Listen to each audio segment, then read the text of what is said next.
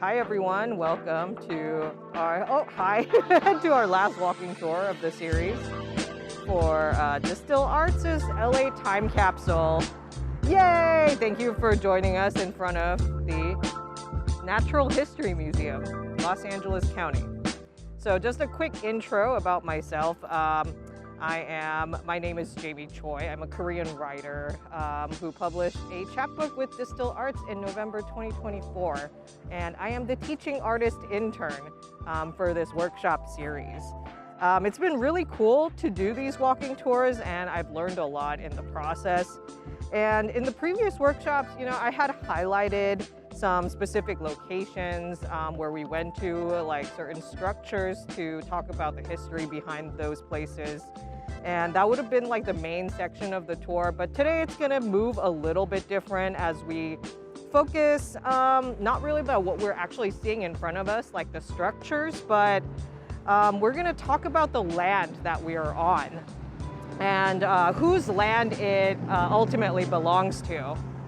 The indigenous people of what we call Los Angeles today. So that's the topic we're going to delve into while we stop at different locations. As a disclaimer, I am not an expert when it comes to the history of this land and the continued practices surrounding the land we are on today. I don't have ancestral ties to the land we are on right now, and I am putting that out there to be mindful of that, essentially. There are indigenous people who make many efforts to educate histories that have been erased and continue to be erased. Places that would be a good resource I have found are the GabrieleñoIndians.org or GabrieleñoTribes.tribe.org. I wanted to do a land acknowledgement as our sort of first stop. So if you weren't here for the other workshops, I have done land acknowledgement in the beginning separately before we start out. This time, though, I would like to incorporate the land acknowledgement here at the Living Wall or in front of the Natural History Museum as our first stop. So through a lot of research, I learned that Tongva as an identifier has a history of being a word made through an ethnographer, not a word used by the people of the land. So generally, from what I could gather, indigenous people identified themselves mostly through village names.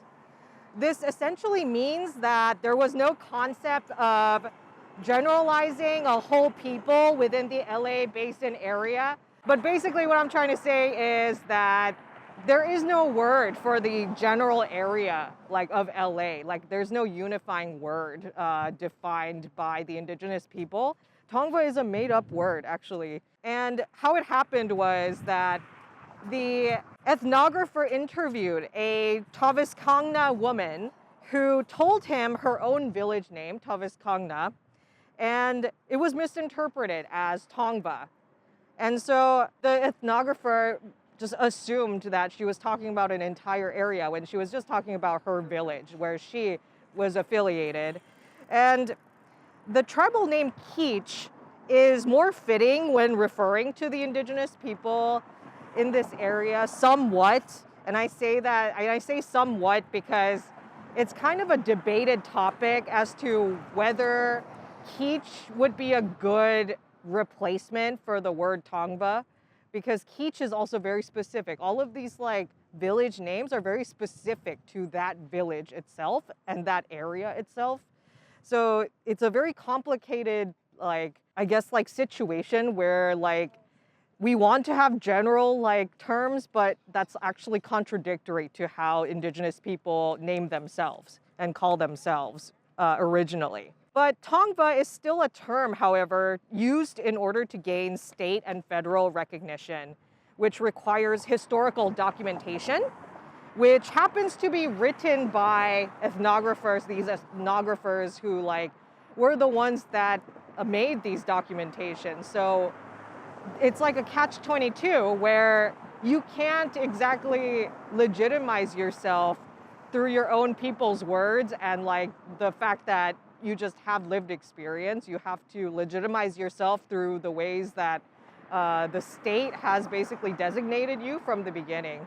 So people do use Tongva, and there are people obviously indigenous people who do identify with the term Tongva in varying degrees. So, that is not to say that word is entirely like not able to be used. But yeah, that said, it is important to acknowledge that the connections and movements of indigenous people on this land are very complex and nuanced due to the fact that the state has enacted removals and genocide separating Native people from their original ancestral land as well. The land we stand on belongs to the Yangvit people of Yangna, the Geveravit people of Geveranga, or the Saavit people of Saanga. And while much of the finer history and the intricacies of the specific villages and people who stewarded the land has been quite literally razed down by the California government, I hope to acknowledge that this land ultimately belongs to them and always will, eternally. So that's our first stop for today. We're gonna now transition into the Rose Garden for more history. Just look at the living wall, it's right there.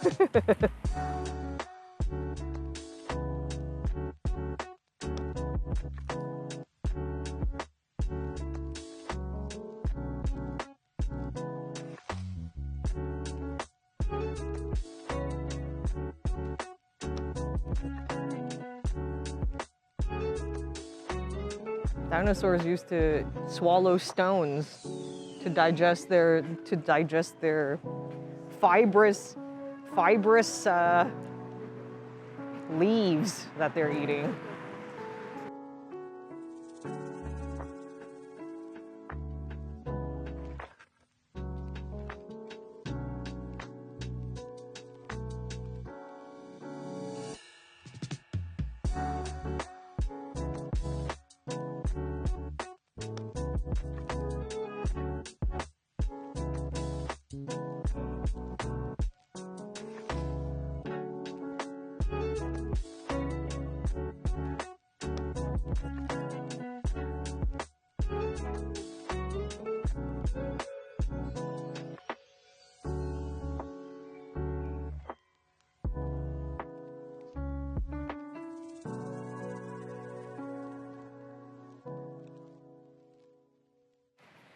Oh, it's so nice here.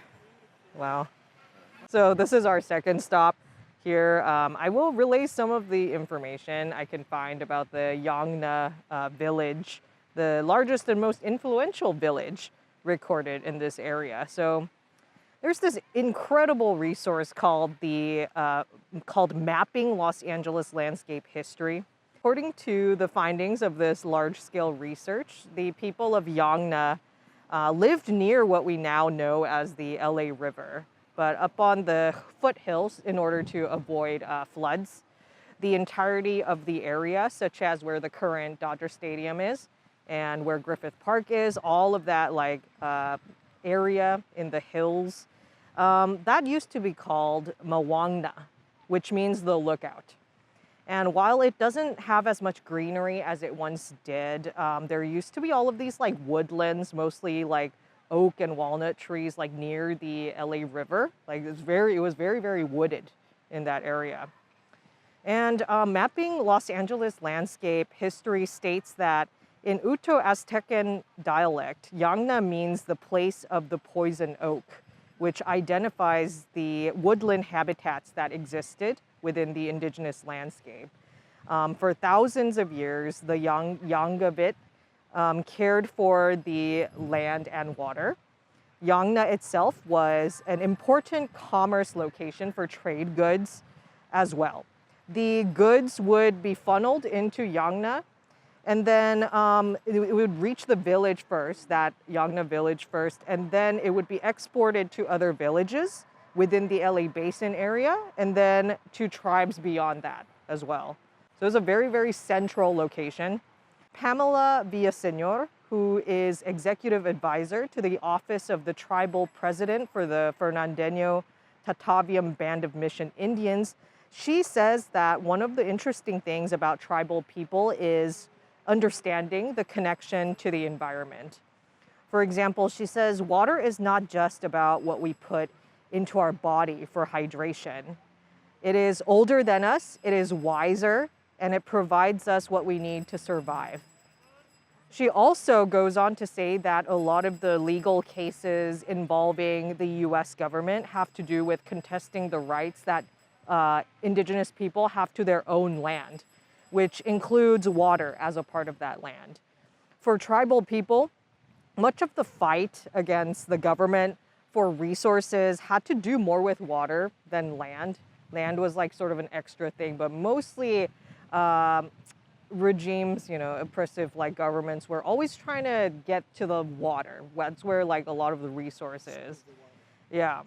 And keep this in mind. I would keep this in mind as we move on to the next section where I will talk more about what happened with this village called Yangna.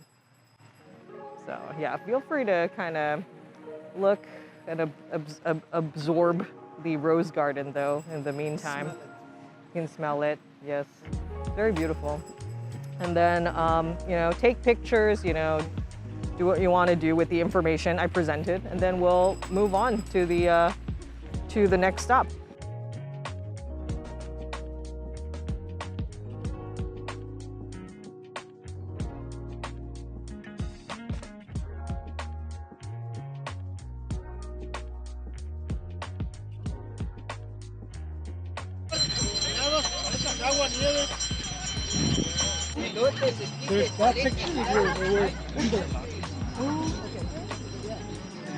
Acepto la credit card, la debit card, Apple Pay, Google Pay, credit card, de todo.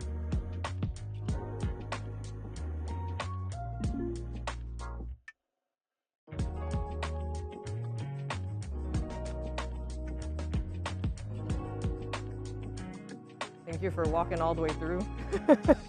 All right, we're at the Science Center, the California Science Center. I will not be talking about the Science Center, so feel free to just look at it. You may or may not have heard of the term Gabrieleños when referring to certain tribal members in Los Angeles. So the term Gabrieleño was used only after 1771 when Mission San Gabriel was established. And at the time, the Yangabit were referred to by the Spanish colonizers as Gabrieleños. And make no mistake, Mission San Gabriel, this structure didn't just emerge out of nowhere and build itself. It was the Yangabit who were forced to construct this mission through slave labor as directed by Franciscan padres. Past 1813, the original village of Yangna was no more. And what followed were a series of forced relocations throughout the city. The city essentially passed a law that said indigenous people have to now work or be arrested, allowing them to now freely jail and put away people they suddenly didn't feel like seeing anywhere out in public behind bars. Later, in the 1830s, the Los Angeles residents complained that the Yangabit were using the local canal to bathe. And, I mean, what do you think the city did in response to that? Like, gave him towels, pretty sure. Yeah, just like, stop bothering us, you would hope.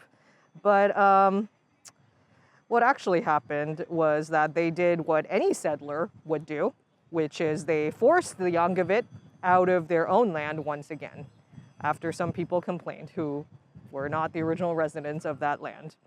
And to add insult to injury, there was this German sailor who had a Spanish name, and the Spanish name was Juan Domingo. He essentially petitioned initially to evict the Yangabit off of their own land in order to obtain it for himself, even though this land was allotted to the Yangabit by the state, by the city, to be able to live there. He was like, no, I want that land actually. And he petitioned to be kick them out so I can have this land. When that didn't work, he eventually asked the then Mexican governor, Pio Pico, if he could buy the entirety of the land allotted to the villagers for a sum of $200. I mean, how do you think that went, essentially? Do you think they accepted it, or? They just gave him taxes. Yeah, so the last Mexican governor at the time approved of the purchase, which led to the unethical and unlawful eviction of the Yangovit to the east across the LA River into the area now known more commonly as Boyle Heights. You're telling me now they live in Boyle Heights? Yeah, so this is when they were like moved around everywhere by the city. And then they were like, okay, like, oh, we sold your land, oh no, for $200. Go over there, basically, and that's where Boyle Heights is. And they're the first residents of that area. Without, not by choice, obviously. And on August 13, 1846, during the Mexican-American War, the US military occupied Los Angeles. And during this time, the city of Los Angeles, alongside the California government as a whole, did everything they could to completely eradicate indigenous people as a whole. This is evidenced by historical materials that actively and violently encourage murder of any and all indigenous people. And the Anglo governor, Peter Hardman Burnett, at the time, stated that quote, that a war of extermination will continue to be waged between the races until the Indian race becomes extinct. The federal government, in fact, subsidized armed raids by paying bounties to vigilantes who killed indigenous people. So they were paying random people to go and kill indigenous people. And really, there are so many wrongs done against indigenous people in the occupied US, which continue to happen well into the present day. According to GabrielinoTribe.org, there were approximately 1.2 million acres promised to the Gabrielino tribe and other Mission Indians. This included 50,000 acres on the San Sebastian Reserve at the Tejon Pass at the edge of Los Angeles County, which was meant to be a temporary reservation where a number of Gabrielino families had been relocated. However, this 50,000 acre reserve was never officially taken into trust and instead was turned into private property of the Superintendent of Indian Affairs, Edward Beale, who incorporated it into his newly named Tejon Ranch. So he just said, this is mine now. He's the Superintendent of Indian Affairs. He said, that's my land now. I'm gonna have a ranch of 50,000 acres because no one can stop me. Now, so it's like, there's a lot of absurdities here, but like, if you were here, for the first two workshops, they were on Boyle Heights, which, like I've mentioned, that's where the Yangna people were forced to be relocated. And I personally felt a little bit of irony, I think, thinking about this due to the fact that all of the buildings and structures came after the attempted destruction of indigenous people, their culture, and their knowledge. And while one of the purposes of this workshop series is to highlight the ways in which Los Angeles is shaped by immigrants, I think there needs to be also an effort to, remember and support indigenous people who have been caring for the land for more than 10,000 years and continue to care for it, and they just had their land stolen. And really, these two existences, indigenous and immigrant, they don't need to be at odds with one another, as unfortunately there are shared experiences of oppression and erasure that continue to happen today. But there does need to be like very specific acknowledgement that we are on stolen land, and there is no way around that fact. So that is my piece at the Science Center. Who knows what the Science Center is about? Not going to talk about it, so we're just here to acknowledge that it's a stolen land. I'm like, yeah, well, this is here now, so, anyways. So yeah, feel free to, do what you got to do, take notes, and then we'll eventually transition now to the NHM Commons mural that we'll be looking at after I do a little viddy there. Yeah.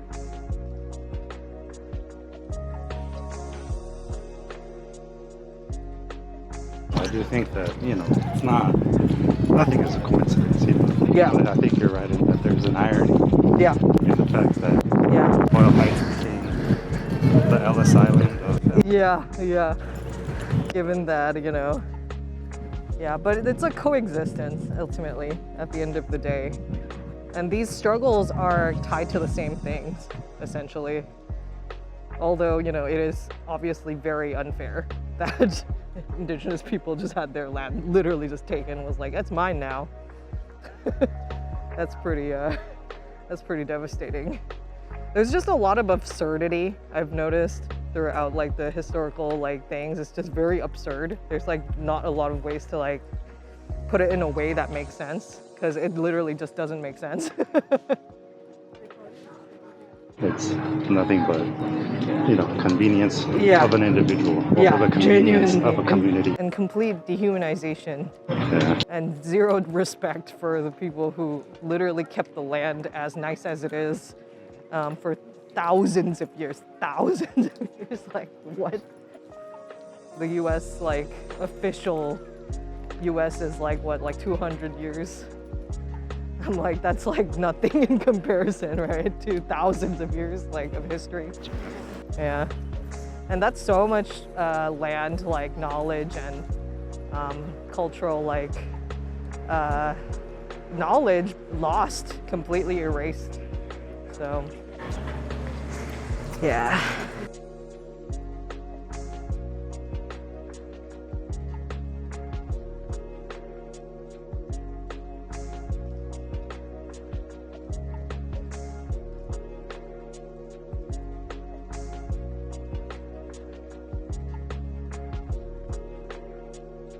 Oh, it's beautiful. Genuinely, like, people missed out if they didn't come on this walk because it's awesome.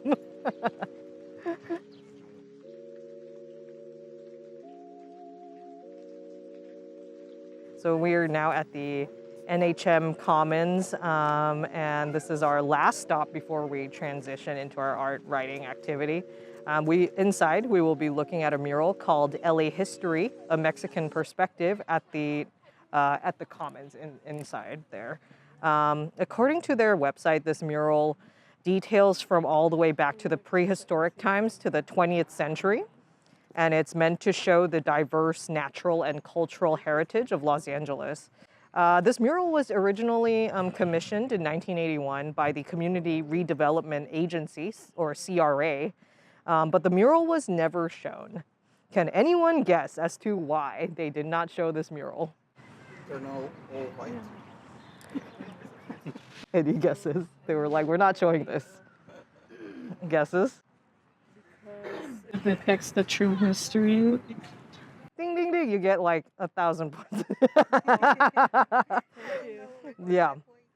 No, I know. I just made that up, so you have to keep up. The CRA asked the artist Barbara Carrasco to remove 14 scenes it found controversial.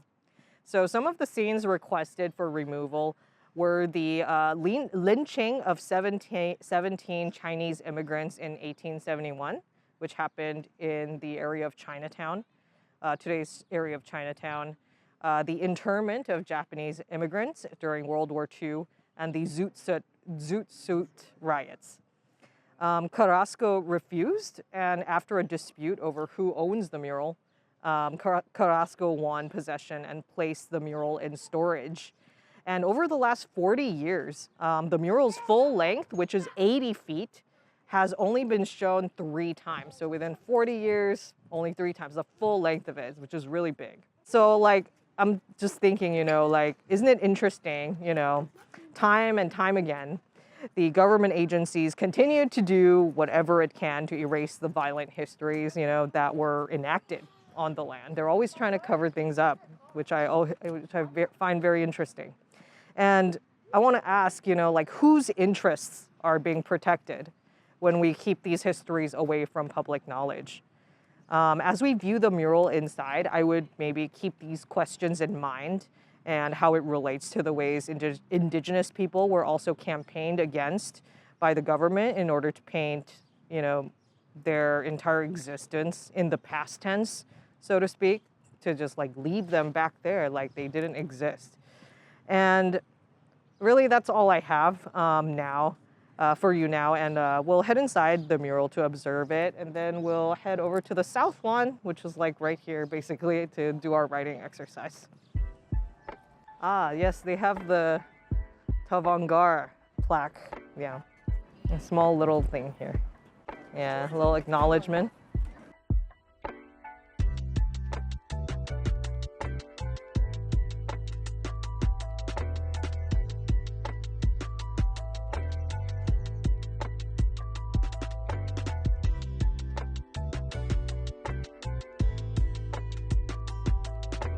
Yeah, so this is the mural we were looking at here.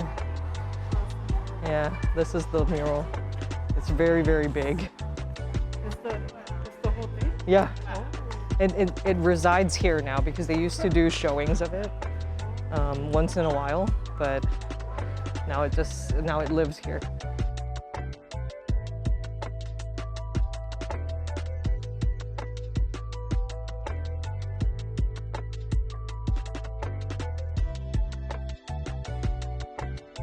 It's a really big mural. I was like not sure of the scale until I saw it in person.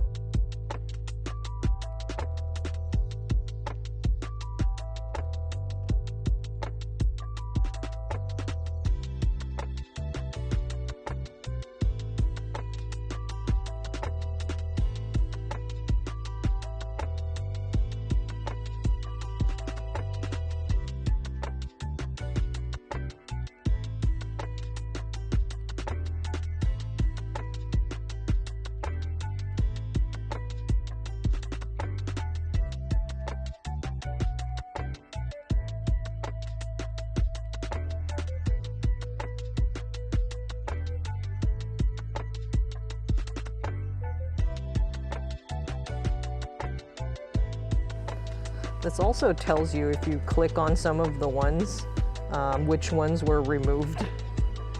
Yeah, so you can look at it more, the removed ones. We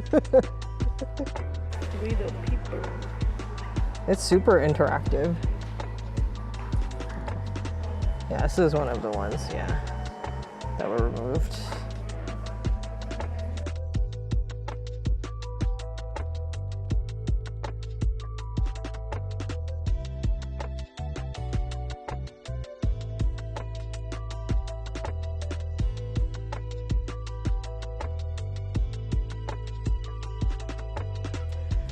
Thank you for joining me on the 4th workshop, the final workshop of LA Time Capsule. Yay! Yeah, we'll see you next time. Hopefully we do more workshops in the future.